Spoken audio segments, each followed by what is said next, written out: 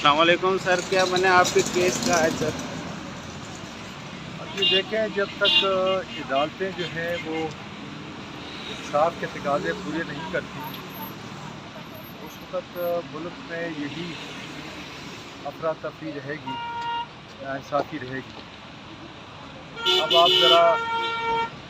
Doctor Shahbaz گل کے بھائی کو اٹھا لیا گیا ہے، صدر مشوانی کے 2 بھائیوں کو اٹھا لیا گیا ہے، وقاص احمد جو ہمارا پی ٹی آئی کا زبردست لیڈر ہے اس کو اٹھا لیا گیا ہے۔ اسی طریقے سے شہریار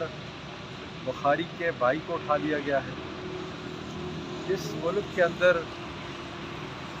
اس قسم کی گرفتاریاں ہوں، ان کے رشتہ داروں کو اٹھایا جائے،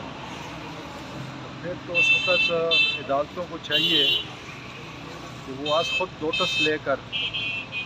ان معاملات کو انصاف کی طرف لے کے جائیں۔ لیکن اب عدالتوں کے اوپر سے لوگوں کا اعتماد اٹھ رہا ہے، اور جب ایسی صورتحال ہو تو پھر ملک خانہ جنگی کی طرف جاتا ہے۔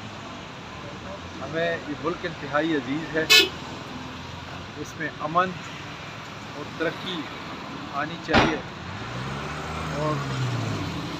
ان فورس ڈس اپیئرنس کی شدید الفاظ کے اندر جو ہے میں مذمت کرتا ہوں، اور پھر ایک بار کہتا ہوں عدالت عظمیٰ سے اس کا نوٹس لیں تاکہ ملک میں انصاف ہو، قانون ہو اور آئین کی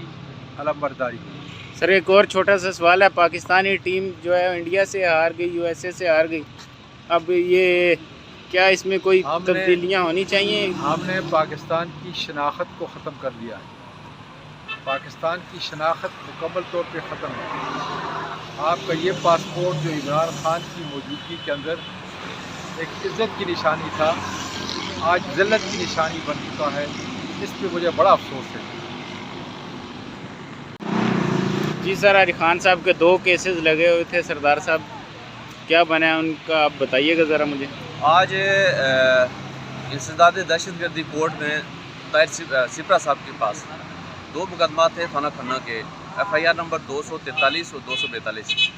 اس میں شاہ محمود قریشی اور عمران خان بھی ایز اے ایکیوز ہیں،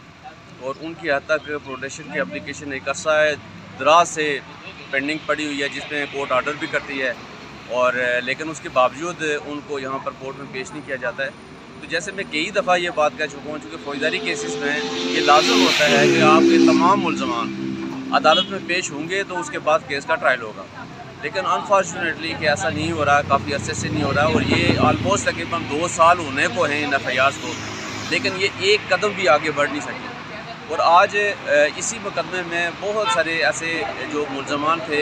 ورکرز تھے، وہ پیش ہوئے ہیں، کافی بڑی تعداد میں پیش ہوئے ہیں۔ کچھ 2-4 ایسے تھے جن کی حد تک ہم نے ایگزمپشن کی اپلیکیشنیں موو کی ہیں، لیکن میں آپ کو بتاؤں کہ لوگ کس طرح کیسے سفر کر رہے ہیں۔ ورکرز کی پوزیشن یہ ہے کہ میں آپ کو ایک چھوٹی سی مثال دیتا ہوں کہ ایک بندہ کراچی سے آتا ہے، اس کا بھی بدقسمتی سے نام عمران خان ہے،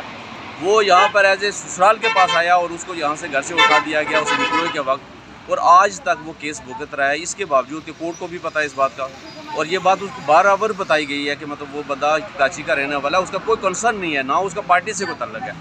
لیکن وہ بیچارہ آج بھی پیش ہوا، اور آج بھی ہماری یہ کیس نیکسٹ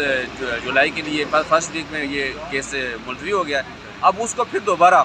میں بھی کہ یا تو وہ آپ یہ سوچے گا کہ میں کراچی جاؤں، کراچی سے واپس آ کے یہاں پر پیش ہوں، اس طرح کی صورتحال میں بہت سارے لوگ اس وقت سفر کر رہے ہیں۔ میری گزارش ہوگی، ریکویسٹ ہوگی عدلیہ سے